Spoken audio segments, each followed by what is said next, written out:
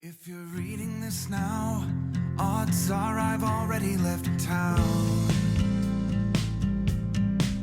A few cities in between, the new skyline where I'm looking down. A few empties on the floor and a note on the door of your house.